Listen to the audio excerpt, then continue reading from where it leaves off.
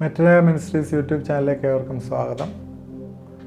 ഇന്ന് നമ്മൾ ഒരു പുതിയ നിയമത്തിലുള്ള വേറൊരു ചെറിയ കുടുംബത്തെക്കുറിച്ചാണ് നമ്മളിന്ന് സംസാരിക്കുന്നത്. കഴിഞ്ഞ ദിവസം നമ്മൾ സക്രിയ എലിസബത്തിൻ്റെ കുടുംബത്തെക്കുറിച്ച് സംസാരിച്ചു. ഇന്ന് നമ്മൾ തിമോഥെയോസിൻ്റെ കുടുംബത്തെക്കുറിച്ചാണ് സംസാരിക്കുന്നത്. അതിനകത്ത് ബൈബിളിലെ വലിയ റെഫറൻസ് ഒന്നും പറയുന്നില്ലെങ്കിലും അതിനകത്ത് ചുരുക്കമായ ചില വാക്യങ്ങൾ ബൈബിളിലുണ്ട്. അതിനെക്കുറിച്ചാണ് നമ്മൾ ചിന്തിക്കുന്നത്.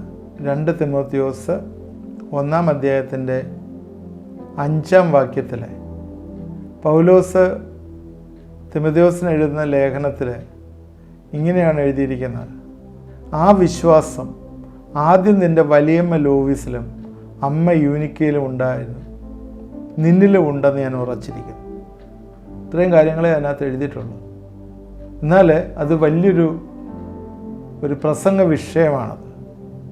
ആരാണ് അമ്മ യൂനിക്ക, വലിയമ്മ ലോവീസ്? ഇത് ഒരു അമ്മയുടെ കാര്യവും വല്യമ്മയുടെ കാര്യവും തിമോത്തിയെ വളർത്തിക്കൊണ്ടുവന്ന അവരുടെ വിശ്വാസത്തെക്കുറിച്ചും പറയുന്നു. പൗലോസ് തിമോത്തിയോസിനെ വിളിക്കുന്നത് തന്നെ my true son in faith, വിശ്വാസത്തിൽ എൻ്റെ മകൻ എന്നുള്ള രീതിയിലാണ് വിളിക്കുന്നത്. തിമോത്തി നമുക്കറിയാം പൗലോസിനോടൊപ്പം കോരിന്ത്യയിലെ, ഫിലിപ്പിയിലും അതുപോലെ തന്നെ എഫെസോസ് ചർച്ചിൻ്റെയൊക്കെ പാസ്റ്ററായിരുന്ന കാര്യം നമുക്കറിയാം. പുതിയ നിയമത്തിൽ ലേഖനങ്ങൾ എഴുതിയപ്പോഴേ കോരിന്ത്യർ, ഫിലിപ്പിയർ, കൊലോസ്യർ, തെസ്സലോനിയർ, ഫിലോമോൻ ഒക്കെ എഴുതിയ സമയത്ത് തിമോത്തി കൂടെ ഉണ്ടായിരുന്നു. ഇത് ഈ ഒരു വലിയ ദൈവത്തിലുള്ള വിശ്വാസം ഈ പൗലോസ് ഇത് എടുത്തു പറയാനുള്ള കാരണം അവൻ്റെ വലിയമ്മ ലോവീസും അമ്മ യൂനിക്കയും അവനെ ആ രീതിയിൽ വളർത്തി എന്നുള്ളതാണ്. വീണ്ടും 2 തിമോഥെയോസ് 3:15 വാക്യത്തിൽ ഇത് തന്നെ പറയുന്നുണ്ട്: നീ പഠിച്ചും നിശ്ചയം പ്രാപിച്ചും ഇരിക്കുന്നതിൽ നിൽക്കുക. അത് പ്രത്യേകം പറയുന്നുണ്ട്. ബാല്യത്തിൽ നിന്ന് നീ പഠിച്ചും പ്രാപിച്ചും എല്ലാ തിരുവെഴുത്തും ദൈവശ്വാസീയമാകിയാൽ ദൈവത്തിൻ്റെ മനുഷ്യൻ സകല പ്രവർത്തിക്കും വക പ്രാപിച്ച് തികഞ്ഞവനാകേണ്ടത് ഉപദേശത്തിനും ശാസനത്തിനും ഗുണീകരണത്തിനും നീതിയിലും അഭ്യസത്തിനും പ്രയോജനമാകും. അത്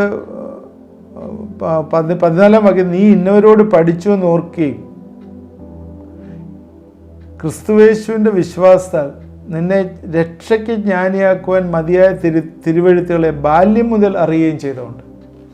ഈ ബാല്യം മുതൽ തിരുവെഴുത്ത് പറഞ്ഞു കൊടുത്ത ആരാണ്? ഈ യൂനിക്കൽ ലോവീസുമാണ്. ഈ യൂനിക്കൽ ലോവീസിനെ കുറിച്ച് നമ്മൾ ചിന്തിക്കുമ്പോൾ അവൻ്റെ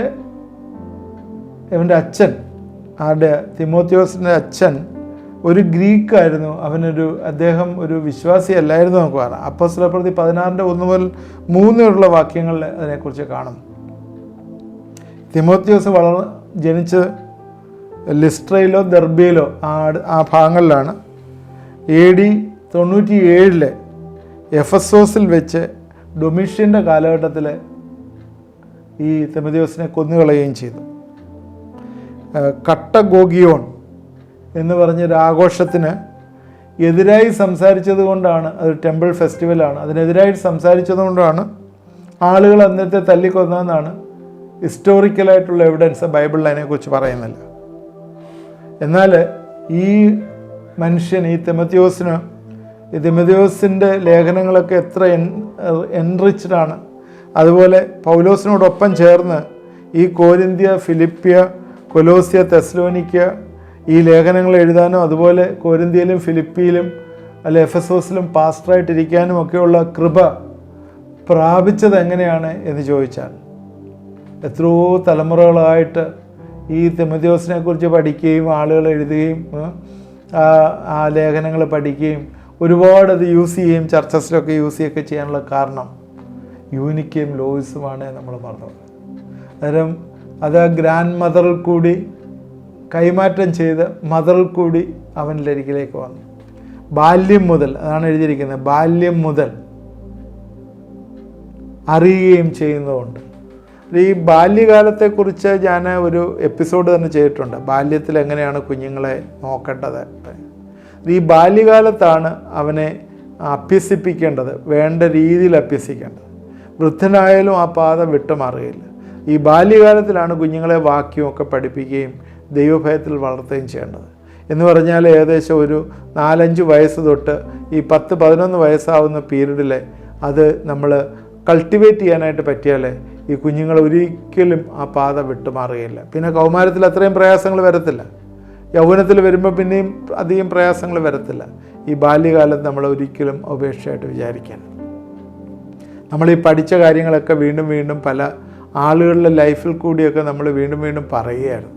ബൈബിളിലുള്ള പല ക്യാരക്ടേഴ്സ് എടുത്തിട്ട്, പല ഫാമിലീസ് എടുത്തിട്ട്. ഇവിടുത്തെ ഒരു ഫാമിലിയെ പ്രത്യേകം നമ്മൾ പറയാം, വിശ്വാസിയല്ലാത്ത പിതാവ്, വിശ്വാസിയായ മാതാവ്. വിശ്വാസി അല്ലാത്ത പിതാവ്, വിശ്വാസിയായ മാതാവ് എന്ന് പറഞ്ഞാൽ ഗ്രീക്കുകാരനായിരുന്നു പിതാവ്. അവരുടേത് വിശ്വാസമൊന്നുമില്ലായിരുന്നു. എന്നാൽ ഈ ഞാൻ മനസ്സിലാക്കുന്നിടത്തോളം വലിയമ്മയായ ലോവീസ്, ദൈവത്തിൻ്റെ ചില എഴുത്തുകളിൽ പറയുന്ന ഈ ലോവീസും അന്ന് ആ 120 പേര് അവിടെ പ്രാർത്ഥിച്ചതിന് ശേഷം അവിടെ പരിശുദ്ധാത്മാവ് സംസാരിക്കുകയും പരിശുദ്ധാത്മാവ് വരികയും സംസാരിക്കുകയൊക്കെ ചെയ്ത സമയത്ത് ഈ ലോവീസും അവിടെ ഉണ്ടായിരുന്നു എന്ന് പറയപ്പെടുന്നുണ്ട്. ഈ ലോവീസും അതിനുശേഷം ലോവീസിൽ കൂടി ആ വിശ്വാസവും ആ ഫെയ്ത്തും ഒക്കെ ആ യുനീക്കയിലേക്ക് വന്നു. യുനീക്കയിലേക്ക് വന്നതിന് ശേഷം അവരെല്ലാം ദൈവത്തെ ആരാധിക്കുകയും ദൈവത്തെ മഹത്വപ്പെടുത്തുകയും ചെയ്യുന്ന ഫെലോഷിപ്പിലൊക്കെ അംഗമായിരുന്നു. എനിക്ക് തോന്നുന്നു തിമോത്തിയെയും കൊണ്ടുപോയി കാണും. തിമോത്തി അതിനോടൊപ്പം ചേർന്ന് വളർന്നു കാണും. അതുകൊണ്ടാണ് ഈ ക്യാരക്ടറൊക്കെ, ദൈവീക കൃപകളൊക്കെ അവനിലേക്ക് ഇമ്പാർട്ട് ചെയ്യാനായിട്ടും അവനെ എടുത്തുപയോഗിക്കാനായിട്ടും ഇടവന്നാന്ന് നമുക്കറിയാം. എന്തൊക്കെ ശുശ്രൂഷകളാണ് പേര് ചെയ്തത്. അവിടെ ദൈവദാസന്മാർ തമ്മിൽ ഇഷ്യൂ ഉണ്ടായപ്പോൾ പോലും ഒക്കെ തിമോത്തിയോസിന് വലിയ റോളുണ്ടായിരുന്നു ചെയ്യാനായിട്ട്. തിമോത്തിയോസ് എല്ലാം ചെയ്തതായിട്ട് നമ്മൾ കാണും. ഞാൻ എൻ്റെ വാക്കുകൾ സംഗ്രഹിക്കുകയാണ്, ഉപസംഹരിക്കുകയാണ്. നമ്മൾ കഴിഞ്ഞ അനേകം എപ്പിസോഡ്, എനിക്ക് തോന്നുന്നത് 60-70 എപ്പിസോഡോളമായിട്ട് നമ്മൾ ഈ ക്രിസ്ത്യൻ ഫാമിലി സീരീസിനെ കുറിച്ച് സംസാരിക്കുകയാണ്. മാരേജിൻ്റെ ആവശ്യമുണ്ടോ എന്ന്, എങ്ങനെയാണ് മാരേജിലേക്ക് പ്രവേശിക്കേണ്ടത്, അതുപോലെ ഭർത്താക്കന്മാരുടെയും ഭാര്യമാരുടെയും റോളുകൾ, കുടുംബജീവിതത്തിലെ പ്രശ്നങ്ങളെ എങ്ങനെ ടാക്കിൾ ചെയ്യണം, കുടുംബജീവിതത്തിൽ എന്തൊക്കെ സംഭവിക്കണം, കുഞ്ഞുങ്ങളുണ്ടായിക്കഴിയുമ്പോൾ അവരുടെ ഉള്ള ക്യാരക്ടർ ഫോർമേഷൻ, കുഞ്ഞുങ്ങളെ ഏത് രീതിയിൽ വളർത്തണം, ആ പൈശാചി അറ്റാക്കിൽ നിന്നുള്ള വിടുതലുകൾ, ഇതെല്ലാം സംസാരിച്ചു. ഇതെല്ലാം കൊണ്ടുവന്നതിന് ശേഷം ഫൈനലി നമ്മൾ 8 ബൈബിൾ സ്റ്റഡിയോളം ക്യാരക്ടർ ബൈബിൾ സ്റ്റഡി നമ്മൾ ചെയ്തു. അതിനകത്ത് നെഗറ്റീവ് ക്യാരക്ടേഴ്സും ഉണ്ട്, പോസിറ്റീവ് ക്യാരക്ടറും ഉണ്ട്, എല്ലാം നമ്മൾ ചെയ്തു. ഇതിലൊക്കെ തന്നെ ആ നേരത്തെ പറഞ്ഞ തത്വങ്ങൾ, പ്രിൻസിപ്പിൾസൊക്കെ ഈ ഫാമിലികളിൽ എങ്ങനെ ഇംപ്ലിമെൻറ്റ് ചെയ്തു എന്നുള്ളതും പറഞ്ഞു. ഇനിയും നമ്മുടെ റോളാണ്, നമ്മളിത് കേട്ടുകൊണ്ടിരുന്നവരുടെ റോളാണ്. നിങ്ങളെന്താണ് ചെയ്യേണ്ടത്? നമ്മളിത് മനസ്സിലാക്കുക, കാര്യങ്ങൾ ഗ്രഹിക്കുക, അതനുസരിച്ച് നമ്മൾ നമ്മളെ ജീവിതങ്ങളെ ദൈവമേ നീ യൂസ് ചെയ്യണമേ എന്ന് നമ്മൾ പറയുക. നമ്മൾ സബ്മിറ്റ് ചെയ്ത് കൊടുക്കുക. അതുമാത്രവുമല്ല, നമുക്കറിയാവുന്നവരോട് നമ്മളായിരിക്കുന്ന സിറ്റുവേഷന്, നമ്മളായിരിക്കുന്ന ചർച്ച ഏതായാലും ഈ ദൈവത്തിൻ്റെ പരിജ്ഞാനം അവരിലേക്ക് ഇമ്പാർട്ട് ചെയ്യാനായിട്ട് നമുക്കെന്ത് ചെയ്യാൻ പറ്റും? ഇത് നമ്മൾ കേൾക്കുകയും പഠിക്കുകയും നോട്ട് എഴുതുകയും മറ്റവരോട് പറയുകയും അല്ലെങ്കിൽ ഫോർവേഡ് ചെയ്യുകയും അല്ലെങ്കിൽ ഇത് ഗ്രൂപ്പായിട്ട് ഡിസ്കസ് ചെയ്യുകയും ഒക്കെ നിങ്ങൾ ചെയ്യുക. കാരണം ആളുകളെല്ലാം ദൈവത്തിൻ്റെ പരിജ്ഞാനത്തിൽ നിറയട്ടെ, കുടുംബങ്ങളായിട്ട് വരട്ടെ. പിശാചിന് ഏറ്റവും ഇഷ്ടമില്ലാത്തൊരു കാര്യം ക്രിസ്തീയ കുടുംബങ്ങൾ അത് നല്ല സെൻസിൽ ജീവിക്കുന്നതാണ് അവന് ഇഷ്ടമല്ലാത്തത്. കാരണം കുടുംബത്തെ നശിപ്പിച്ചാലേ കമ്മ്യൂണിറ്റിയെ നശിപ്പിക്കാനായിട്ട് പറ്റുമെന്ന് പിശാചിനറിയാം. അതുകൊണ്ട് ആദ്യം ചെയ്യുന്ന കുടുംബങ്ങളെ നശിപ്പിക്കുകയാണ്. അതിനുവേണ്ടി ഒരുപാട് സാക്രിഫൈസസ്, സേറ്റാനിക്കായിട്ടുള്ള സേവകൾ പോലും ഇന്ന് ചെയ്യുന്നുണ്ട്. സേറ്റാൻ ചർച്ചസിൽ പോലും അത് ചെയ്യുന്നുണ്ടെന്ന് നമുക്ക് മറന്നു പോകരുത്. ഇന്ന് ഒരുപാട് കുടുംബങ്ങളെ ശിഥിലമാക്കി കളയാനായിട്ട് പിശാച് ശ്രമിച്ചുകൊണ്ടിരിക്കുമ്പോഴേ ആദാമിനെ ഹവ്വയെ അവിടെ തുടങ്ങിയ സംഭവം ഇപ്പോഴും അത് കണ്ടിന്യൂ ചെയ്തുകൊണ്ടേയിരിക്കുകയാണ്. അതുകൊണ്ട് നമ്മൾ മനസ്സിലാക്കുക, നമ്മളെ മാത്രമല്ല നമ്മുടെ തലമുറയും പിശാച് തെറ്റിച്ചുകൊണ്ട് പോകുന്നുണ്ട്. ദൈവഭയത്തിൽ അവരെ വളർത്തുകയും അവരെ നിലനിർത്തുകയും അവരുടെ ഉത്തരവാദിത്തങ്ങൾ ദൈവം നമുക്ക് കാണിച്ചിരിക്കുന്ന ആ വെളിപ്പാടുകൾ അവർക്ക് കൊടുത്ത് അവരെ മുന്നോട്ട് നടത്തുകയും ചെയ്യേണ്ടത് നമ്മുടെ ഉത്തരവാദിത്തമാണ്. അതുകൊണ്ട് ഞാൻ എൻ്റെ വാക്കുകൾ അവസാനിപ്പിക്കുകയാണ്. ഇനിയും ഈ എന്തെങ്കിലുമൊക്കെ നിങ്ങൾ ഇതിനകത്ത് മിസ് ചെയ്ത് പോയിട്ടുണ്ടെങ്കിൽ നിങ്ങൾ ആ പ്രീവിയസ് എപ്പിസോഡുകളൊക്കെ എടുത്ത് കാണുക. ക്രിസ്ത്യൻ ഫാമിലി സീരീസ് ഇവിടെ അവസാനിക്കുകയാണ്. ഇനിയും നാളെ തൊട്ട് നമ്മൾ ഡെലിവറൻസിൻ്റെ സീരീസ് ആരംഭിക്കുകയാണ്. നമ്മളെ ജീവിതങ്ങളിലെ ചില പ്രയാസങ്ങൾ കൂടി കടന്നു പോകുന്ന വ്യക്തികളെ പ്രയർ റിക്വസ്റ്റുകളിലൊക്കെ അവർ അയച്ചിട്ടുണ്ട്. അതിനകത്ത് നമ്മൾ ഏത് രീതിയിൽ കർത്താവിൻ്റെ സന്നിധിയിലിരുന്ന് കൃപകളെ പ്രാപിക്കണം, നമുക്ക് പല മേഖലകളിലും വിടുതൽ ആവശ്യമുണ്ട്. ആ വിടുതലിനെക്കുറിച്ചാണ് ഇനി നമ്മൾ സംസാരിക്കുന്നത്. അടുത്ത ഒരു 50 എപ്പിസോഡോളം നമ്മൾ വിടുതലിനെക്കുറിച്ച് സംസാരിക്കാം എന്ന് വിചാരിക്കുന്നു. അതുകൊണ്ട് ദൈവവചനത്തിൽ നിന്ന് ഭാഗങ്ങൾ കൂടി ദൈവം ആളുകളെ വിടുവിച്ച വിധങ്ങളെക്കുറിച്ച് നമ്മൾ സംസാരിക്കുകയും അത് ശക്തിയോടുകൂടി ഏറ്റെടുത്ത് പരിശുദ്ധാത്മാവിൽ നിറയും ചെയ്യുന്ന അനുഭവമായിരിക്കും അത് നിങ്ങൾ മിസ് ചെയ്യരുത്. നിങ്ങളുടെ ജീവിതത്തിൽ ഏതെങ്കിലും രീതിയിലുള്ള ചില പ്രയാസങ്ങൾ കൂടി, ക്രിസ്തീയ കുടുംബങ്ങൾ പോലും ചില പ്രയാസങ്ങൾ കൂടി കടന്നു പോകുന്നുണ്ടല്ലേ, ഈ ഡെലിവറൻസ് മീറ്റിംഗ് വഴി നിങ്ങൾക്ക് അതിൽ നിന്ന് വിടുതൽ പ്രാപിക്കാനായിട്ട് പറ്റും. അത് 90% അല്ല, 100% ഉറപ്പായിട്ട് ഞാൻ പറയും. അതുകൊണ്ട് ഈ ദിവസങ്ങൾ അത് കാണണം, തുടർമാനമായിട്ട് കാണണം. ഇന്ന് ഈ ക്രിസ്ത്യൻ ഫാമിലി സീരീസ് ഇവിടെ എൻഡ് ചെയ്യാണ്. ഇതുവരെ ഇത് വാച്ച് ചെയ്യുകയും ഇത് ഫോളോ ചെയ്യുകയും അതുപോലെ മറ്റുള്ളവർക്ക് ഷെയർ ചെയ്യുകയും അതുപോലെ നിങ്ങൾ നോട്ട്സ് എഴുതി വെച്ച് നിങ്ങളത് ധ്യാനിക്കുകയൊക്കെ ചെയ്തവരെ ദൈവം അനുഗ്രഹിക്കട്ടെ, ധാരാളമായി അനുഗ്രഹിക്കട്ടെ. ഇത് തുടർമാനമായിട്ട് ഏതെങ്കിലും നിങ്ങൾക്ക് വീണ്ടും ഇത് റിപ്പീറ്റ് ചെയ്ത് കേൾക്കാനും മനസ്സിലാക്കാനും ഒക്കെയുള്ള അവസരങ്ങളുണ്ട്. ഇത് യൂട്യൂബിൽ തന്നെ ഉണ്ടല്ലോ, അവൈലബിൾ ആണല്ലോ. നിങ്ങൾക്ക് കാണുകയും അത് ദൈവസന്നിധിയിൽ ബലപ്പെടുവാനും ഒക്കെയുള്ള അവസരങ്ങളുണ്ട്. അത് വീണ്ടും യൂസ് ചെയ്യണമേ എന്ന് അപേക്ഷിക്കുന്നു. നമുക്ക് പ്രാർത്ഥിക്കാം. ദൈവമായ കർത്താവേ, ഞങ്ങൾ കഴിഞ്ഞ 60 എപ്പിസോഡുകളിലായിട്ട് കർത്താവേ ഈ കുടുംബത്തിൻ്റെ സീരീസ് ഞങ്ങൾ ചെയ്തുകൊണ്ടിരിക്കുകയായിരുന്നു. 10-15 മിനിറ്റുള്ള സമയമായിരുന്നു ഇതിനെ ഞങ്ങൾ അലോട്ട് ചെയ്തിരുന്നത്. ആർക്കും അത് ബോറടിക്കാതെ അത് ചെയ്യുവാനായിട്ട് ദൈവമേ നീ ഇടവരുത്തി ഓർത്ത് സ്തോത്രം. ദൈവമേ ഇതിൽ കൂടി അനേകം കുടുംബങ്ങൾ വിടുതൽ പ്രാപിച്ചു എന്ന് ഞങ്ങൾ വിശ്വസിക്കുകയാണ്.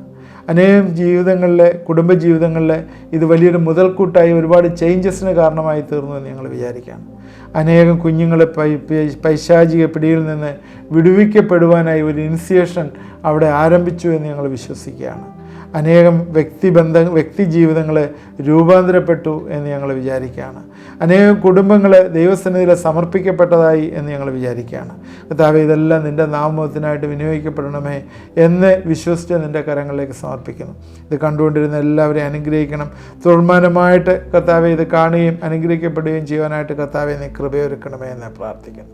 കർത്താവെ, ഇത്രത്തോളം സഹായിച്ച എല്ലാ നിൻ്റെ നന്മകൾക്ക് കൃപകൾക്കായിട്ട് സ്തോത്രം, അനുഗ്രഹിക്കുന്ന കൃപകൾക്കായിട്ട് സ്തോത്രം. ഇന്ന് ഞങ്ങൾ ചിന്തിച്ച പോലെ കർത്താവെ തിമോത്തിയോസിൻ്റെ ജീവിതത്തിലെ ലൂയിസും യുനീക്കയും ചെയ്ത കർത്താവെ അത്ഭുതകരമായിട്ടുള്ള ട്രെയിനിങ്ങും രൂപാന്തരവും അവനെ കർത്താവെ ദൈവത്തിൻ്റെ വലിയ ദാസനാക്കി തീർക്കുകയും അനേകർക്ക് പ്രയോജനമായി ഇന്നും ആ ലേഖനങ്ങൾ വായിക്കത്തക്ക രീതിയിൽ കർത്താവെ അത് ഒരുക്കുകയും ചെയ്ത് ഞങ്ങൾ ഓർക്കുന്നു. കർത്താവെ, നിനക്ക് വേണ്ടി മാർട്ടിറായി തീർന്നു. കർത്താവെ, AD 97 നിനക്ക് വേണ്ടി മാർട്ടിറായി തീർന്ന ദൈവനാമത്തിനായിട്ട് ജീവിക്കുകയും പ്രവർത്തിക്കുകയും ചെയ്ത തിമോത്തിയോസിൻ്റെ ലൈഫ് ഞങ്ങൾ ഓർക്കുകയും ദൈവത്തെ സ്തുതിക്കുകയും ചെയ്യുന്നു. കർത്താവെ, ഈ ദിവസങ്ങളിലെ ദൈവസന്നിധിയിലെ നീതിയോടെ കർത്താവെ ഭക്തിയോട് ജീവിക്കുന്നവരും ദൈവകൽപ്പനകളനുസരിച്ച് ജീവിക്കുന്നവരുമായി ഞങ്ങളുടെ കുഞ്ഞുങ്ങളെ മാറ്റണമേ എന്ന് പ്രാർത്ഥിക്കുന്നു. അതിനുവേണ്ടി മാതാപിതാക്കൾ അവരെ ദൈവസന്നിധിയിൽ സമർപ്പിച്ച് പ്രാർത്ഥിപ്പാനായിട്ട് കൃപയൊരുക്കണമേ, സഹായിക്കണമേ എന്ന് പ്രാർത്ഥിക്കുന്നു. കരങ്ങളിലേക്ക് ഏൽപ്പിക്കുന്നു. തുടർമാനമായിട്ട് ഞങ്ങൾക്ക് ഈ ശുശ്രൂഷ ചെയ്ത് കൊണ്ടുപോകാനായിട്ട് ഞങ്ങളെ നീ സഹായിക്കണമേ, ബലപ്പെടുത്തണമേ എന്ന് പ്രാർത്ഥിക്കുന്നു. നിൻ്റെ കൃപ കൂടെ ഇരുന്ന് വഴി നടത്തണമേ. ഇനി തുടർമാനമായി ഞങ്ങൾ ഡെലിവറൻസ് സീരീസിലേക്ക് കയറുമ്പോഴും നിൻ്റെ വലിയ കൃപയിൽ അത് ചെയ്യുവാനായിട്ട് ശക്തി തരണമേ. യേശുക്രിസ്തുവിൻ്റെ നാമത്തിൽ പ്രാർത്ഥിക്കുന്നു, കേൾക്കുമാറാണമേ. ആമേൻ. ഇത് കണ്ടുകൊണ്ടിരുന്ന എല്ലാവരെയും ദൈവം അനുഗ്രഹിക്കട്ടെ. അടുത്ത സീരീസ് നമ്മൾ നേരത്തെ പറഞ്ഞ പോലെ ഡെലിവറൻസ് സീരീസ് ആരംഭിക്കുകയാണ്. അത് നാളെ തൊട്ടേ തുടങ്ങും. നിങ്ങളത് കേൾക്കുക, അത് നിങ്ങൾക്കും പ്രയോജനമായി തീരും. പല രീതിയിലുള്ള വിടുതലുകൾ കുടുംബത്തിൽ വന്നു ചേരുവാനായിട്ട് കാരണമാക്കി തീർക്കും. ദൈവം നമ്മളെല്ലാവരെയും അനുഗ്രഹിക്കട്ടെ. ഈ രാത്രിയിലും ദൈവത്തിൻ്റെ കൃപയിൽ സൂക്ഷിക്കട്ടെ. ആമേൻ.